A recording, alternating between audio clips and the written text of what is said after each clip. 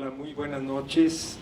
Bienvenidos a esta función inaugural de la semana en que se proyectará El esqueleto de la señora Morales, esta película tan querida por nosotros.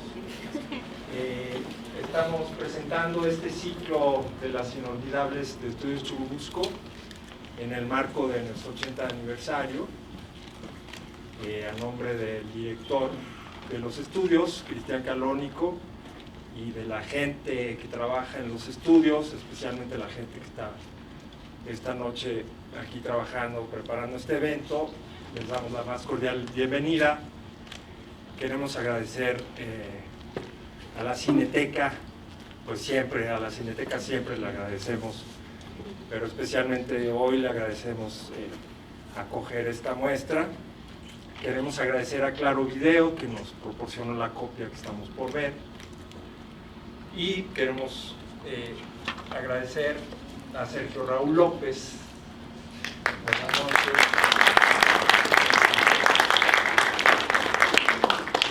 A Sergio Raúl le agradecemos su presencia esta noche para comentar la película.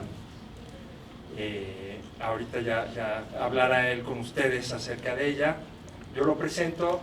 Sergio Raúl López es periodista y editor cultural y cinematográfico. Ha dirigido la revista Cinetoma de 2008 a 2017 y 24 por Segundo Magazine entre 2003 y 2004. Fue reportero de cultura de Reforma entre 2000 y 2003 y ha colaborado con El Financiero entre 93 y 99 y después entre 2006 y 2013, en la Revista Mexicana de Cultura del Nacional, en Caras, National Geographic en español, Chilango, Hot Book, Transgresiones, Revista Empire, De Largo Aliento, La Digna Metáfora, Notimex y La Jornada, desde 2019 y hasta 2023. Desde 2020 es subdirector de información de La Digna Metáfora. Ha sido jurado de festivales, impartido clases, talleres y conferencias. Textos suyos han aparecido en los libros Festival Internacional Cervantino, Un cuarto de siglo, editado por Conaculta en 1997, Ruleta China, Entrevistas y collages sobre esto y aquello, de Ediciones Doble Z de Buenos Aires, 2012, Reflexiones sobre el cine mexicano contemporáneo, editado por la Cineteca Nacional en 2012, y Un lugar en el mundo, el cine latinoamericano del siglo XXI en 50 películas, editado por la Universitat Oberta de Cataluña. Ha escrito libros sobre Amat Escalante, Busi Cortés y Rafael Rangel. Es votante de la 83ª entrega de los premios Golden Globes. Bienvenido, Sergio Raúl, muchas gracias. Queremos dar un presente de parte de los estudios, un par de libritos que estamos editando también como parte de nuestro 80 aniversario. Estudio Churubusco, una mirada colectiva, y Estudio Churubusco 2016-2025, que es toda la filmografía de estos años, que es de lo que se ha producido acá, que son más de 3,000 películas. Y este es buenísimo porque son las historias de los propios trabajadores de los estudios, porque son los que hacen el cine en realidad. Entonces, estos libros los pueden adquirir en los estudios. No estoy cierto de si ya en este momento, pero prontamente habrá copias en todo caso. Y quisiera aprovechar también la oportunidad de invitarlos a las visitas guiadas a los estudios. Los estudios Churubusco son unos estudios vivos que intentan tener actividad todos los días, y organizamos visitas guiadas para grupos para que conozcan nuestro laboratorio fílmico y el resto de nuestras instalaciones. Bueno, le doy la palabra sin más a Sergio Raúl. bueno.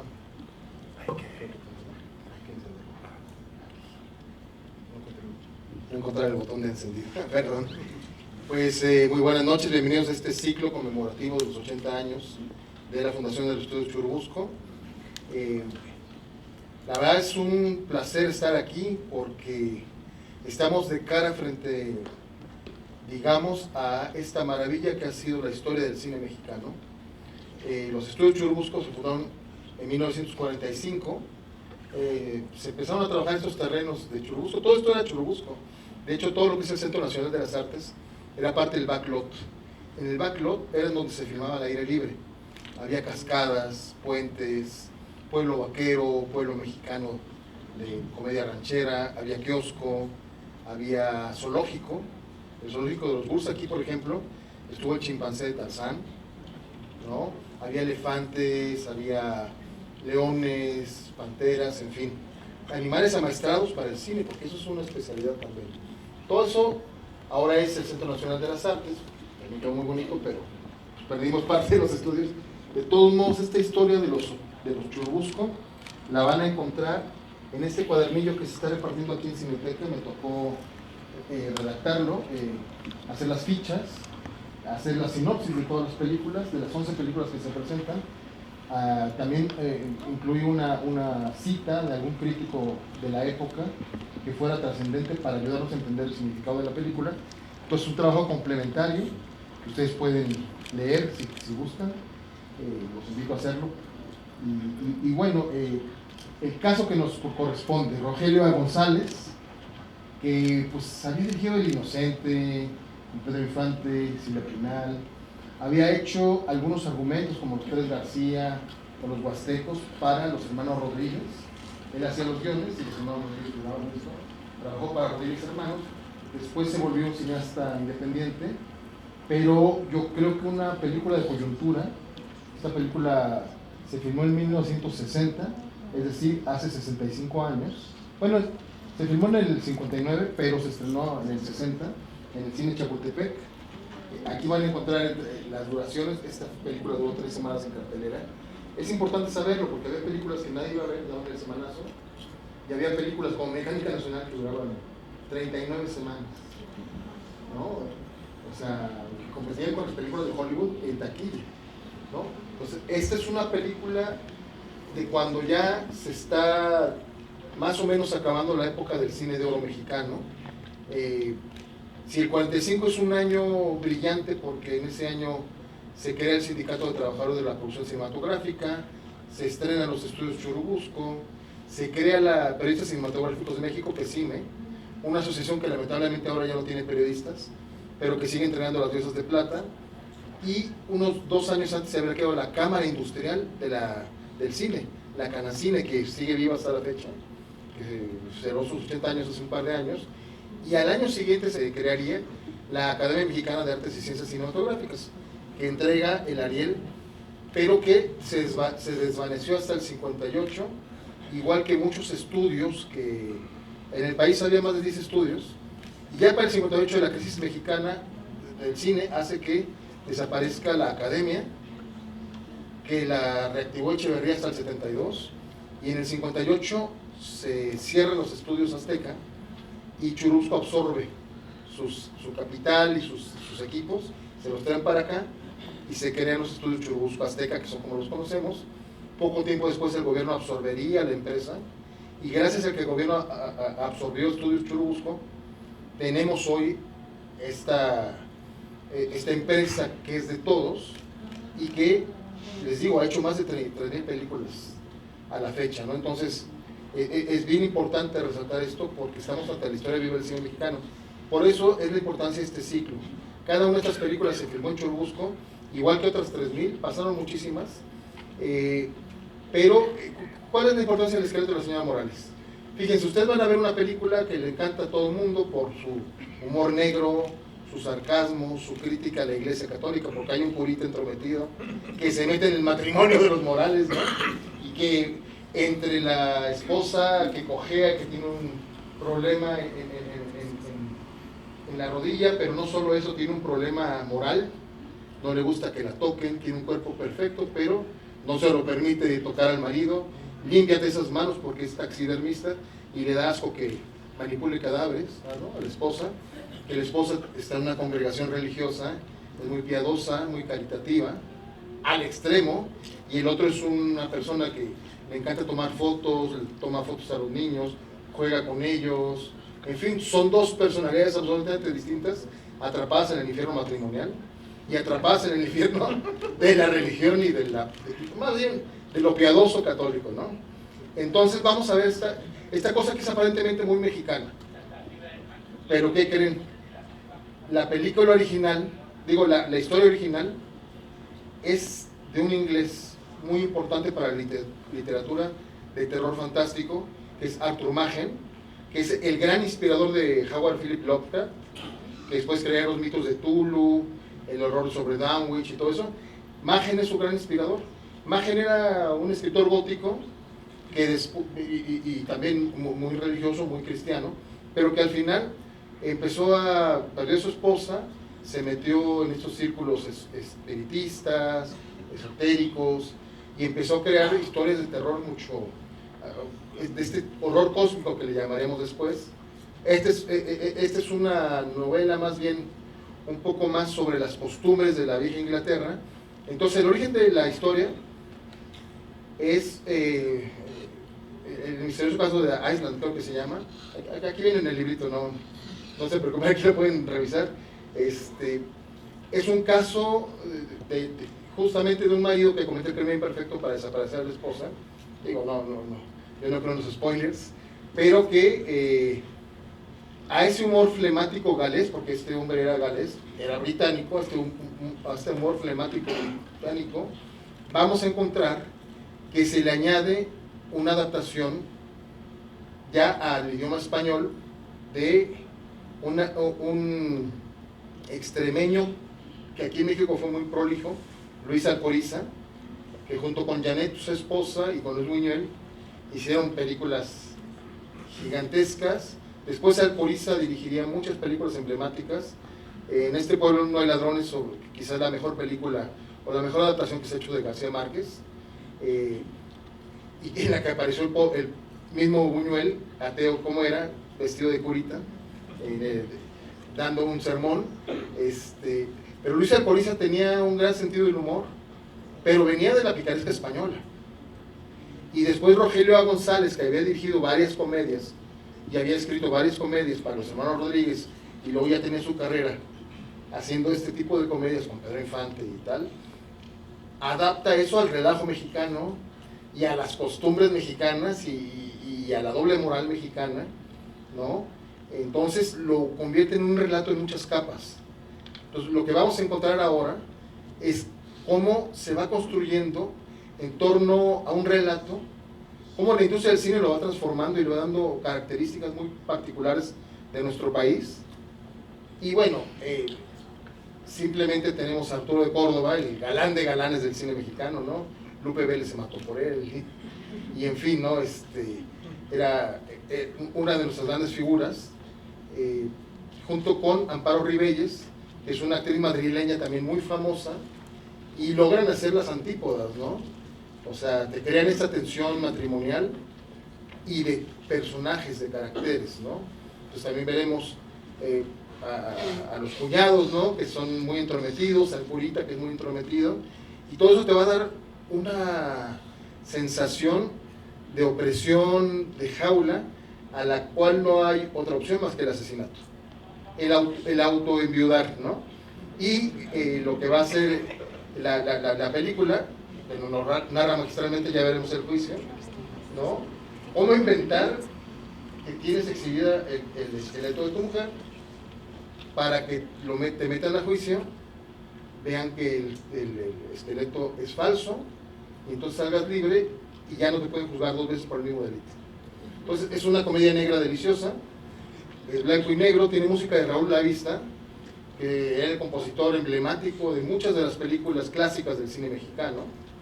Edward Fitzgerald, un gringo que hacía escenografía y diseño de arte, se encarga de eso. Y bueno, tenemos un equipo multinacional haciendo cine nacional. Por eso les decía un poco la paradoja, ¿no? El cine nacional más querido de todos es como Macario, ¿no? Macario, la historia original es un cuento de los hermanos Grimm, de Europa Central, ¿no? Que son mitos de la Europa Central. Aquí es un relato británico y sin embargo lo mexicanizamos, y la magia del cine, ¿no? Lo podemos hacer propio. Entonces disfruten la película, y al final, si gustan, hacemos una sesión de preguntas y respuestas. Gracias. Si quieren comentar algo, alguna apreciación, en fin, ¿no? ¿Qué opinan de este ciclo y qué opinan de esta película? A mí me encanta la película, la he visto muchísimas veces, pero la quería ver en el cine, me encantó. Y siempre verlas en el cine es otra cosa. Y quería preguntar, ¿en dónde se filmó? Si es en algún edificio de ahí del centro, si se sabe. Yo lo que investigué es que se filmó en el centro histórico, en alguna casona, pero no tengo la dirección exacta, ¿no? Ese dato sí se los debo, pero pues sí, evidentemente está filmada. Fíjense, es una época, o sea, 1960, cuando habla de las casas modernas, podríamos haber vivido en una casa moderna. Ya estaba la unidad Miguel Alemán, la Benito Juárez, ya estaba Tlatelolco, o sea, ya estaba esta promesa, estaban haciendo las torres satélite, ¿no? Entonces ya estaba esta promesa de la ciudad urbanizada. Y sin embargo, en plena época, digamos, de este PRI de López Mateos, ¿no? Del desarrollo de la ciudad, nos regresan a una casona antigua, ¿no? Con balcones, con portón, con patio central, con niños del barrio jugando afuera, con mascotas, en fin, ¿no?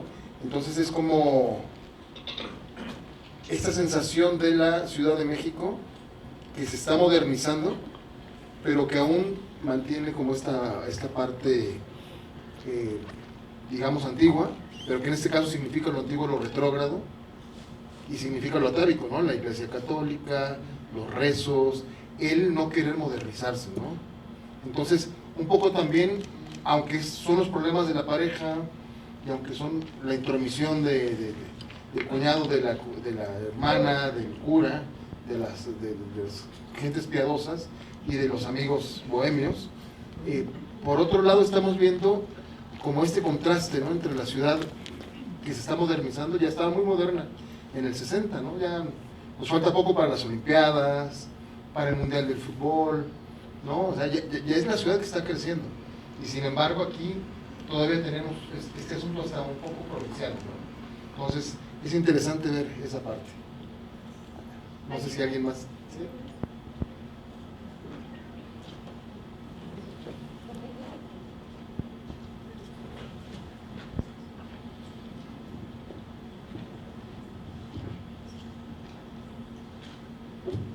Hola, sí, yo quería preguntar, o sea, como decías, ¿no? La película hace una crítica muy fuerte a la Iglesia Católica. No sé si hubo alguna especie de reacción por parte de la Iglesia respecto a la película, alguna crítica, algo. La película fue un exitazo. En realidad, al ser una comedia de humor negro, aunque sí es una crítica fuerte y dura, al final acaba siendo un tono de comedia, ¿no? Es como Cantinflas con el señor doctor, o con el padrecito, o el patrullero, en fin, o este asunto de los juicios, ¿no? De ahí está el detalle. O sea, al permitirse el humor, te permite hacer una crítica sin que sea tan dura como le pasó, justo ayer estábamos hablando de Los Olvidados, ¿no? La recepción que tuvo Los Olvidados, sin ser una crítica a la Iglesia Católica, pero sí una crítica a cómo la sociedad va dejando atrás gente, ¿no? Que se queda en el atraso, en el olvido, en la pobreza. En realidad, esa sí tuvo duras críticas, ¿no? Esta película, al contrario, pasó como algo ligero por su género negro, ¿no? De humor negro, y de comedia, ¿no? Entonces, pues, se tomó como lo que era, ¿no? Aunque es la ventaja del género. Si se fijan, las películas de terror, las películas de género fantástico, las películas de comedia, se permite mucha más crítica a la sociedad de lo que se permite el drama, porque el drama nos está mostrando algo, aunque es ficción, pero mucho más digamos que se siente real. En cambio, en la comedia puedes jugar con todos estos elementos y no pasa demasiado, ¿no? Fíjense, por ejemplo, este cura, pues es el cura de Cantinflas, el juez de Cantinflas, ¿no? El que lo defiende y los espera, ¿no? Cómo esos personajes, ¿no? Guillermo Orea mismo, ¿no? Que es uno de los bohemios, Angelines Fernández, ¿no? Que después sería la bruja del 71, sale como uno de los testigos y una de las persinadas, te permiten hacer estas críticas y no pasó a más, ¿no? Como si, o sea, la historia de la censura del cine en México pasa por otro lado, ¿no? Aquí en México sí se censuró mucho el tema religioso, pero sobre todo se censuró el tema militar, ¿no? Desde, no sé, y el tema de la intervención de Estados Unidos, Rosa Blanca, ¿no? El Brazo Fuerte, o sea, muchas de las películas que fueron censuradas o enlatadas en su época porque simplemente no les daban permiso de estrenarse, enfrentaban lo que se llamaba la censura, que ahora le decimos clasificación, ¿no? En realidad la clasificación significa que te dan permiso de exhibir en México, y en aquellos años todavía se llamaba censura porque eran escritores intelectuales los que veían las películas y decían qué cortar para poderlas exhibir, ¿no? Y en este caso pues pasó como buena película de género sin mayor problema.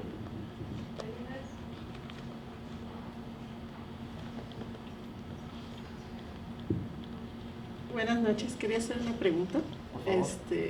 En aquel entonces pues no había lo que era detrás de cámaras ni los bloopers que ahora conocemos. ¿Ustedes tienen algún dato de curiosidades o anécdotas de esta filmación? O sea, yo lo que sé es que Arturo de Córdoba sí se preparó con un taxidermista real para enseñarle a hacer los cortes, para enseñarle a estar en este ambiente, ¿no? Si se fijan, por eso mencioné al director de arte, Edwards, ¿no? Porque él consigue crear estas atmósferas tan increíbles, ¿no? Por un lado, si se fijan, esta recámara llena de imágenes que te están vigilando, ¿no? Pues todo el mundo venimos de esta tradición mexicana de las casas con las imágenes del purgatorio y las ánimas con cadenas, y en fin, que te aterrorizaban en Semana Santa, ¿no? Los crucifijos ensangrentados. Es que es una cultura de la culpa y de la, yo diría, del sufrimiento, ¿no? Y aquí está perfectamente reflejado, no solo en los personajes, sino en los dos mundos en los que cada quien vive. La recámara no es de él, es de ella, ¿no? Y está totalmente, digamos, sanitizada y totalmente vuelta a un altar, ¿no? Hay un altar ahí, pero hay muchos escapularios, hay muchos milagros, hay muchos elementos religiosos en la recámara. Y si nos fijamos, la parte en la que él trabaja, pues está llena de animales disecados, de herramientas, de mesas. Es un espacio muy grande, ¿no? Y pues casi sin vida, ¿no? Tanto la parte de la recámara, que no tiene ni vida sexual, pues, pero tampoco tiene otra vida que no sea la vida piadosa, la vida de estar rezando, y la de él, pues no tiene vida, son animales muertos que él diseca, ¿no? Y que trata, pero al mismo tiempo la única presencia viva de la casa, pues es la trabajadora doméstica, ¿no? Que acaba corrida, y del otro lado el ave, ¿no? El águila o halcón, que está ahí como testigo mudo, de todos los dos testigos mudos, son dos personajes que están en sus espacios prácticamente muertos, ¿no? Entonces es bien interesante cómo se logró concebir esos ambientes, porque la vida está en la calle, no está adentro, ¿no?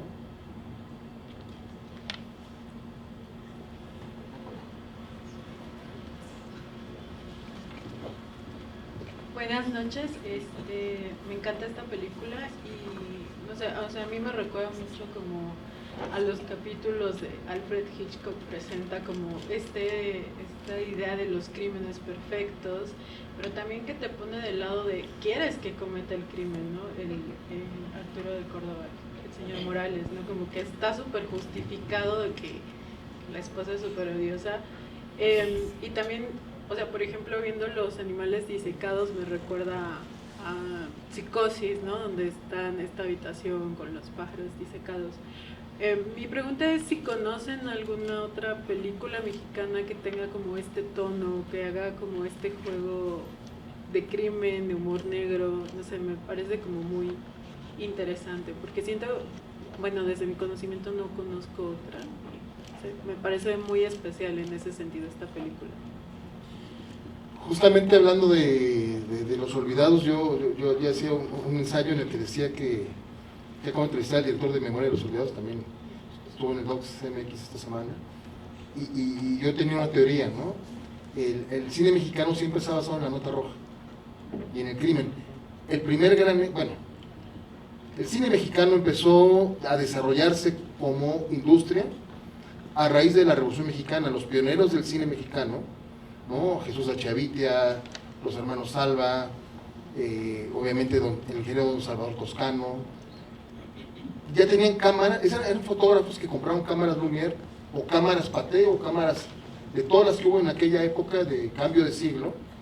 Empezaron a seguir a Porfirio Díaz con sus inauguraciones, y de estar filmando los festejos del centenario pasaron a filmar a la Revolución, y cada quien tenía bandos y seguían a los constitucionalistas o seguían a los convencionistas, ¿no? Seguían a Zapata, a Villa, a Obregón, a Calles, a Carranza, a Madero, obviamente, ¿no? Y eso generó que México fuera pionero en el documental. Los primeros largometrajes documentales en orden cronológico se hicieron en México, y en eso fuimos vanguardia en el mundo. Claro, fue hace un siglo y cacho, entonces es difícil que te lo enseñen en las clases de historia del cine. Pero después, la primera película que fue, digamos, el primer hit del cine mexicano en taquilla real, fue El Automóvil Gris, basado en este mito que pasaron en los periódicos de él, la banda del Automóvil Gris, que en realidad eran generales carrancistas que hacían crímenes en las casas de los ricos, ¿no? Entonces, decían que se disfrazaban de generales carrancistas, pero en realidad eran generales carrancistas, y era una banda que acabó siendo fusilada, y se tomó ese fusilamiento, y ese fusilamiento aparece en los capítulos que después fueron esta película del Automóvil Gris. Esa fue también una primera película sobre los escándalos de los